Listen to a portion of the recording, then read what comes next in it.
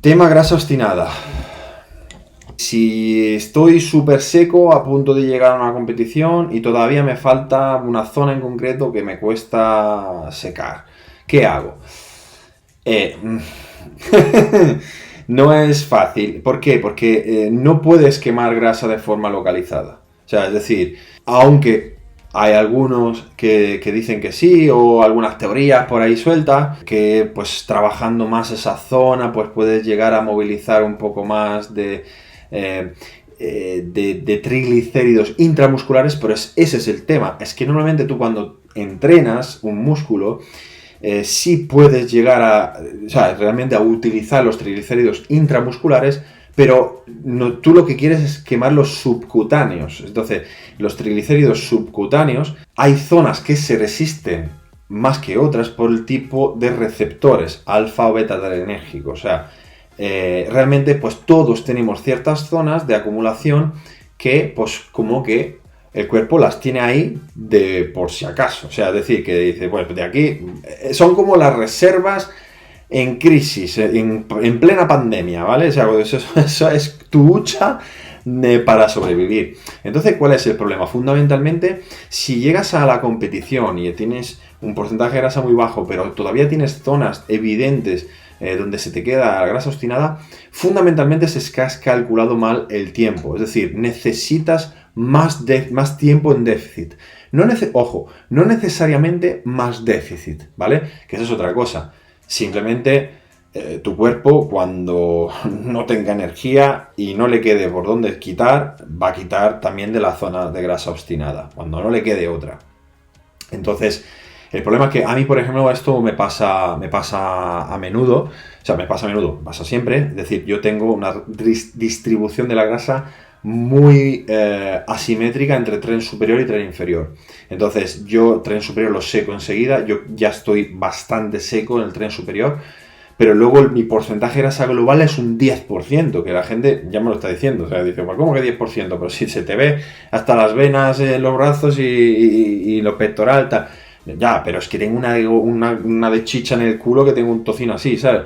Entonces, claro, yo sé que para poder llegar a quemar eso, no me tiene que quedar grasa arriba. Es decir, entonces al final lo que me pasa es que estoy metido para adentro en el tren superior, y en el tren inferior vas como poco a poco quemando. Entonces, fundamentalmente, el error número 1 que suele cometer la gente es que se guía por cómo luce donde luce bien. Entonces se autoengaña de que ya le falta poco por llegar.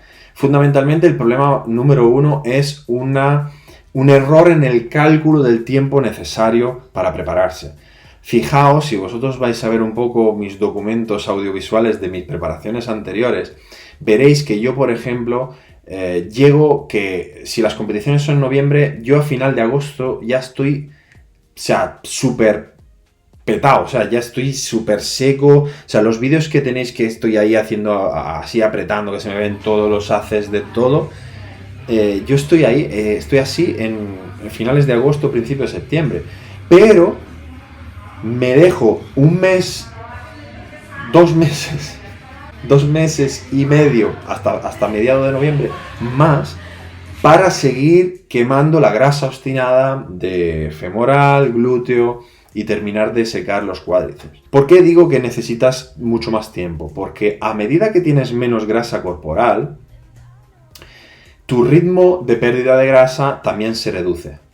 Por lo tanto, si bien, por ejemplo, de un 15 a un 10% puedes ir bajando grasa bastante rápidamente, igual puedes ir bajando grasa a un ritmo de 300 o 400 gramos de grasa semanales, cuando empiezas a bajar de un 10 a un 8, de un 10 a un 6, tu ritmo va reduciéndose. Entonces igual ya no puedes seguir adelgazando a ritmo de 300-400 gramos semanas, sino que vas a tener que empezar a adelgazar a un ritmo de 150-300 gramos semanales. Y cuando ya bajas del 6 o el 5, como tú comentas, hasta llegar al 4 o 3 que necesitas para competir peladísimo en bodybuilding, ojo, estamos hablando de porcentaje que yo ya sé que luego me va a saltar la gente de que esto no existe, no sé qué. No, ya sabemos que hablamos de plicometría de valores relativos, no de porcentaje real medido con pesada hidrostática, el DEXA, el BOT-POT o su puta madre, yo sé que con lo que queráis medir, con rayos X o magnetografía o protones gamma. Da igual, o sea, quiero decir, es que en la competición no te dicen perfil de frente, usted, número 45, ¿qué porcentaje de grasa lleva? No te van a preguntar eso, o sea, pero culo pelado, ven a por todo, o sea, está claro, ¿no? O sea, eso es lo que estamos hablando. Estamos hablando de, pues, look de competición. Entonces, para llegar a ese look de competición, pues mucha gente tiene que llegar a tener de plicometría igual un 3%. Muchos jóvenes. Luego yo, por ejemplo, con 40 tacos, yo cuando llego ya a un 5% estoy peladísimo, ¿sabes? Pero claro, cuando era más joven, con un 5% igual estaba normal, comiendo pizza. Porque también cuando hablamos de plicometría, el número varía mucho como luce ese número en base a la edad. Si vosotros cogéis la fórmula y ponéis los pliegues que se necesitan para dar un 5% con un chaval de 20 años, no son los mismos pliegues que se necesita para dar un 5% con un hombre de 40. O sea, totalmente distinto. O sea, vais a ver que los pliegues son mucho más finos para ya dar un 5% con un hombre de 40. Por eso. Pero bueno, eso es otro tema. La cuestión es que, entonces, a medida que vas bajando más de grasa, la cantidad de grasa que tú puedes quemar por semana se va reduciendo. Por lo tanto, si a mí me sobra 1 kilo de grasa en el culo, que es lo último que se va a ir, y siempre va a ser lo último que se vaya a ir, haga hip thrust, patadita de glúteo, o me haga las escaleras saltando la pata coja, ahí se va a quedar, porque mi cuerpo, esa grasa es la hucha de supervivencia. Entonces tienes que echar en cuenta todas las semanas, gastando tan poquito que vas a necesitar añadir a tu preparación. Por lo tanto, yo sé que voy a necesitar 2 meses para quitar esa grasa obstinada del culo. Si yo no lo he hecho en cuenta, esto, me presentaría en principio de septiembre con un físico genial, espectacular, pero es que mira la grasa ahí, tal, y al final es lo que diferencia el que gana del que no gana. O sea, las cosas como son. Tú comentas que si masajes, que si cremas o que si producto milagro, no. O sea, es que no hay nada que hacer. Es decir, tú no puedes. O sea, tenemos que pensar que la grasa no se evapora ni se va por la dermis. La grasa se quema, se oxida, mejor dicho, porque se quema, si no vamos a estar ahí con el mechero, se oxida en las mitocondrias. Entonces no tiene nada que ver con lo que tú hagas aquí. O sea, tú lo que puedes hacer aquí es que circule un poco más la sangre por una hiperemia de que tú estás ahí moviendo, calentando, pero eso no hace que tu cuerpo queme más grasa. La única cosa que te queda es el déficit y mantenerte en ese déficit durante el tiempo necesario para que al ritmo fisiológico relacionado al porcentaje de grasa que tienes y a la poca grasa que te queda por quemar, poco a poco llegues. Por eso digo siempre que al final esto es una cuestión de tener paciencia y de quedarse firme en tus hábitos. Es que la última parte de una preparación, lo más importante, es ser capaz de no cagarla.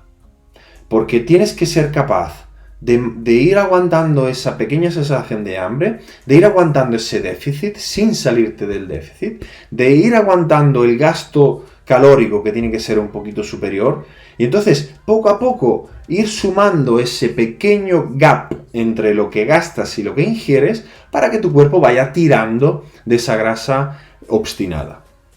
Luego podríamos hablar de pues estrategias, pero que no están realmente, no hay mucha evidencia científica sobre esto que os voy a decir, pero hay teorías por allí y autores que recomiendan, por ejemplo, que cierto trabajo de intervalos por el estímulo adrenérgico puede llegar a favorecer la movilización de cierto tipo de grasa con cierto tipo de receptores. Entonces, por eso, yo en mi puesta a punto natural del 2017, hablaba del Stubborn Fat Protocol de Light McDonald y explicaba cómo hacía pues esos sprints, no sé qué, no sé cuánto. Pero también hay que tener en cuenta de que el tipo de entrenamiento, si es que seguís el protocolo de entrenamiento de la escuela, como siempre preveemos una parte de trabajo de potenciación neural, de estímulo neural con ejercicios básicos a rango de fuerza, ahí también tienes un estímulo adrenérgico. Entonces, por eso también, eso es uno de los otros motivos por los que yo nunca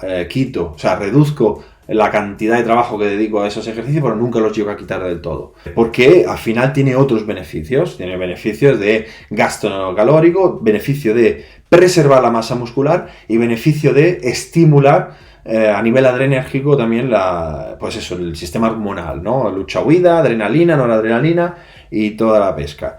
Entonces, digamos que esas son un poco las herramientas que tenemos. Pero, desde luego, en una escala de prioridades, o sea, el déficit calórico, el tiempo durante el cual mantienes ese déficit calórico, mientras ya estás seco, mientras ya está... ¿Cuánto tiempo te mantienes en ese estado de competición? Es la clave para terminar de quemar esa grasa obstinada.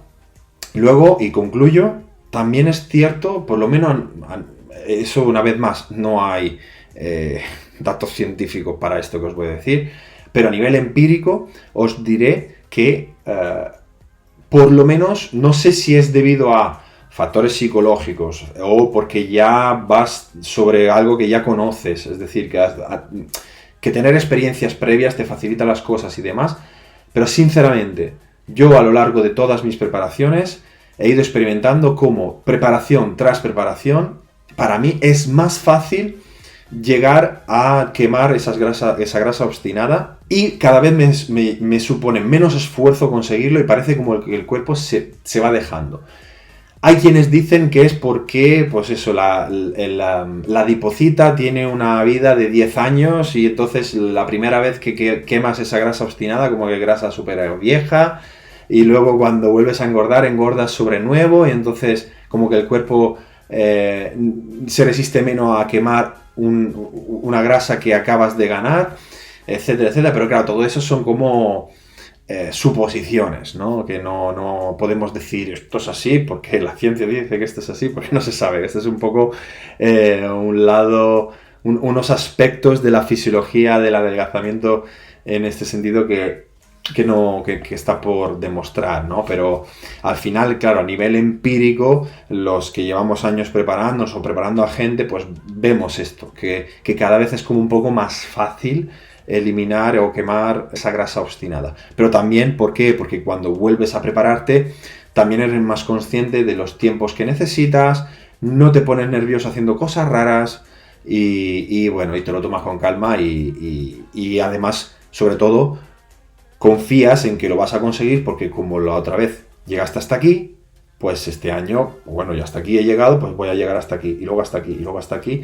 Y entonces, año tras año, cada vez llegas más petado y con un punto de competición más alucinante. Por eso al final, pues los mejores atletas del circuito pro internacional son los más veteranos, porque fundamentalmente pues se suman toda una serie de condiciones que favorecen que estos lleguen así como los veis, que luego dices, ¿esto cómo puede ser natural, ¿no?